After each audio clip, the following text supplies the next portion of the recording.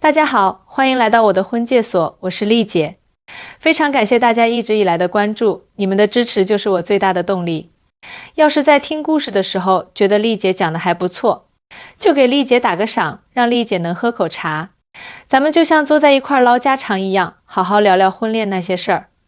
今天我要给大家带来一个特别精彩的故事，保证让你们大开眼界。咱们这个婚恋市场，那可真是形形色色的人都有。各种各样奇葩的择偶标准我都见过，有人就只看重外貌，觉得长得好看就是一切；有人呢眼里就只有财富，认为有钱能使爱情推磨；还有人特别在意家庭背景，恨不得找个门第相当的，以后生活能少奋斗几十年。可今天故事里这位36岁的单身女士，她的择偶标准，那简直能用高冷来形容，听了能把人惊掉下巴。这位女士姓李，咱们就叫她李小姐吧。李小姐啊，年纪虽说已经36岁了，可事业那是相当成功，自己也有房有车，个性特别独立，在工作中那也是雷厉风行，是个典型的女强人。按说这样条件的姑娘找对象应该不难吧，可她在相亲这条路上那真是一路坎坷。为啥呢？全因为她那高得离谱的择偶标准。李小姐的择偶条件简直就是照着完美男神的模板来列的。她要求男方身高180厘米以上，这就把不少男士拒之门外了。你们想想，在咱们普通人里，身高能达到180厘米以上的，那比例可不算高。年薪呢，得1000万起步，这年薪1000万可不是个小数目啊。能达到这个水平的，那在社会上也是凤毛麟角。除了这些，还得家境优越，最好是那种家族企业富几代的那种，脾气温和的像春风拂面，还得能理解他的独立性，不能对他的工作和生活指手画脚。我当时听他说完这些要求，心里就犯嘀咕，这么高的标准能找到什么样的人啊？这世上真能有一个完美符合他要求的男人吗？可我毕竟是干这行多年的红娘，心里再怎么想，嘴上也不能说出来，还得耐心地开导他。我就跟他说，李小姐啊，理想很丰满，现实很骨感呐。人无完人，哪能有十全十美的人呢？你得适当降低点标准，不然这找对象可就难喽。可李小姐根本听不进去，还觉得自己条件也不错，找这样的对象理所当然。某天，李小姐又带着她那高要求来到了我的相亲平台。她一进门，风风火火的就坐下，然后直奔主题，丽姐，我还是老样子，要找一个事业有成、家境优越、性格温和的男人。我自己条件也摆在这儿，没什么问题吧？我无奈的点点头，就开始翻阅我手头的男士资料。不看不知道，一看还真有几个条件不错的，年薪100万，外貌出众，家庭背景也都拿得出手。我满心欢喜的觉得这次说不定能成，就安排他们见面。结果呢，这些男士都被李小姐一一拒绝了，理由那是五花八门，不是说他不够高，差了几厘米，看着不顺眼，就是他家境一般，跟我理想中的差远了，要么就是他性格太急躁，跟我气场不合。最让我震惊的是，李小姐曾经拒绝过一位亿万富翁啊！这事儿说出来，我自己都觉得不可思议。那天我好不容易给李小姐找了一个各方面条件都堪称优秀的男士，咱们就叫他小李吧。小李是做投资的，在金融圈那也是小有名气。身高1.8米，正好符合李小姐的要求。年薪1000万，这收入更是没得说，家里还有着深厚的商业背景，家族企业做的那叫一个风生水起。而且小李长得也不差，身材结实，一看就是那种事业有成、稳重成熟的类型。我当时心里想着，这次总该成了吧，这条件简直就是为李小姐量身定制的啊。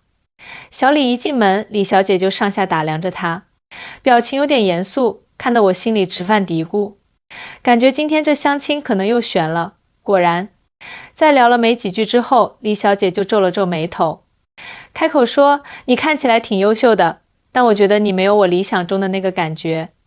小李愣了一下，估计他也没想到会被这么直接的否定，不过还是很有风度的笑了笑。哦，那你理想中的那个男士是什么样的？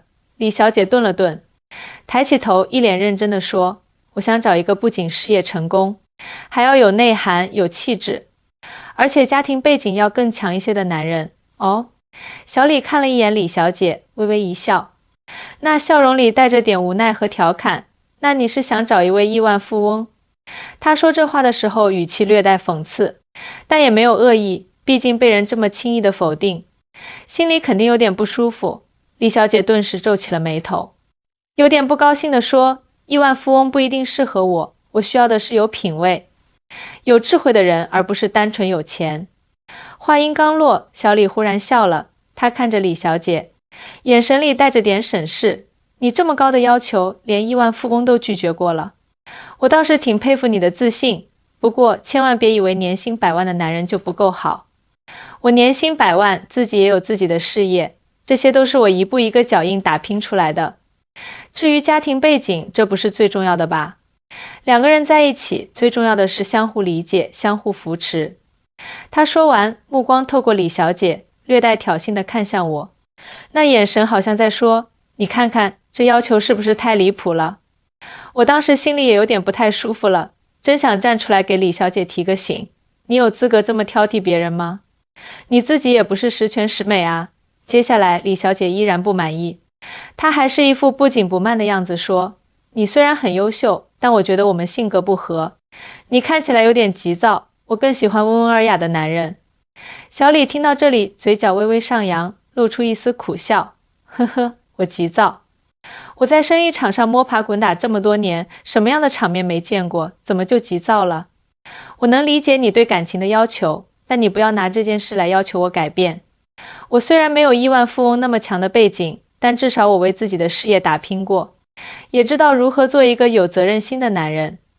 如果你觉得我不符合你的标准，那也没关系，毕竟你需要的是一个完美的男人。这相亲现场的气氛啊，那叫一个尴尬。我在旁边看着，心里真是又气又急。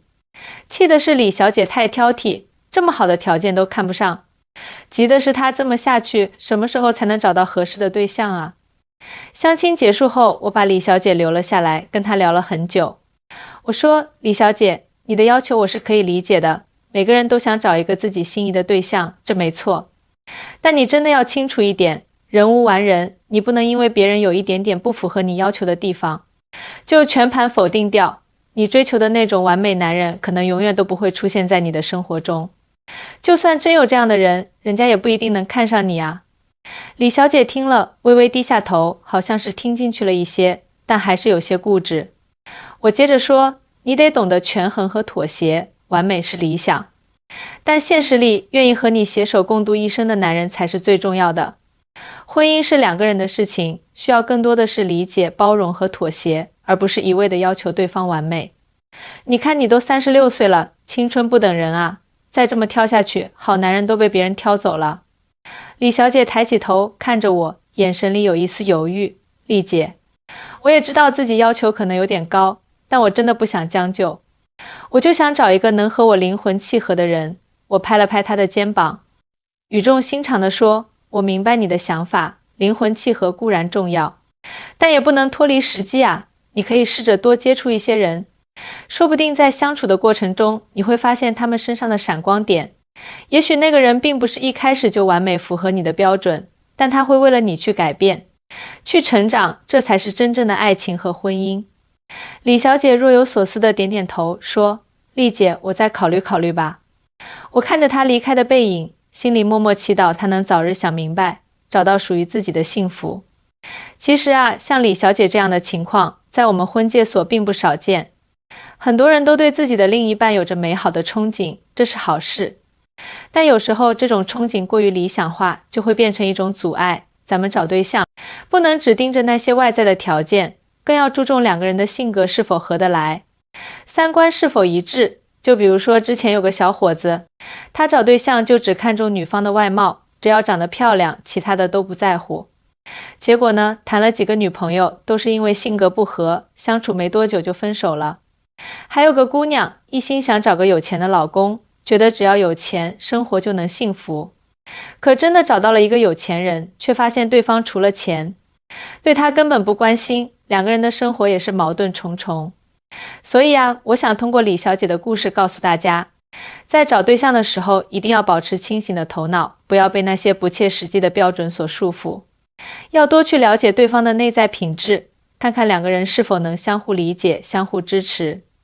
毕竟婚姻是一辈子的大事，不能马虎，但也不能过于挑剔。说到这儿，我又想起了另一个案例。有个32岁的姑娘，她的择偶标准也不低，但她和李小姐不一样的是，她懂得变通。一开始，她也列出了一堆条件，什么身高、收入、学历等等。但在相亲的过程中，她发现完全符合自己标准的人很少，就算有，两个人也不一定能合得来。于是她就开始调整自己的标准，不再把那些外在条件看得那么重，而是更注重和对方的沟通和相处。后来，她遇到了一个小伙子，小伙子的收入没有达到她之前的要求，但人很踏实，对她也特别好。两个人相处下来，发现彼此的性格很互补，三观也很一致。现在他们已经结婚了，生活得很幸福。这就说明在婚恋这件事上，懂得妥协和调整是很重要的。咱们不能死盯着那些条条框框不放，要给自己一个机会，也给别人一个机会。也许在不经意间就能遇到那个对的人。回到李小姐的事情上，过了一段时间，李小姐又来找我了。她跟我说，她回去想了很久，觉得我说的话有道理。她决定试着降低一些标准，多去接触不同的人。我听了很欣慰，就又给她安排了几次相亲。这次相亲的男士叫小张，小张是个大学老师，身高178厘米，比李小姐要求的180厘米差了那么一点点。年薪呢，大概50-60万，和李小姐要求的1000万年薪更是差了一大截。家庭背景就是普通的知识分子家庭，算不上家境优越。但是小张人很有内涵，知识渊博，性格也很温和。李小姐和小张见面的时候，一开始还是有点犹豫，毕竟小张的条件和他之前的标准相差较大。但在聊天的过程中，小张的幽默风趣和对生活的见解深深地吸引了李小姐。小张对李小姐也很有好感，觉得她虽然事业有成，但没有那种盛气凌人的感觉，反而很真诚。两人聊了很久，从诗词歌赋聊到人生哲学，越聊越投机。李小姐发现，原来不一定要找个年薪1000万，家境优越的男人像小张这样能和她有共同话题，能理解她的人也很不错。相亲结束后，李小姐满脸笑容的来找我，跟我说，丽姐，我觉得这次好像遇到对的人了。我看着她开心的样子，也由衷的为她感到高兴。我说，你看，这就是懂得妥协和调整的结果。不要被那些过高的标准限制住，说不定真正的幸福就在你身边。从那以后，李小姐和小张开始正式交往。他们一起去看电影、爬山，参加各种文化活动，感情越来越好。看着他们幸福的样子，我也深刻地体会到，作为红娘，我的工作不仅仅是牵线搭桥，更是要帮助那些在婚恋路上迷茫的人，让他们找到正确的方向。通过李小姐的故事，我想再次告诉大家，每个人都有自己的择偶标准，但这个标准一定要建立在现实的基础上。在追求爱情的道路上，我们要学会放下那些不切实际的幻想，用一颗包容和理解的心去对待每一个可能成为我们伴侣的人，这样我们才能找到真正属于自己的幸福。好了，今天丽姐的故事就讲到这里啦。如果你们在婚恋方面也有类似的困惑，或者有什么有趣的相亲经历，欢迎来找丽姐，咱们一起聊聊。丽姐一定会为你出谋划策，帮你找到那个对的人。希望大家都能早日收获属于自己的幸福哦。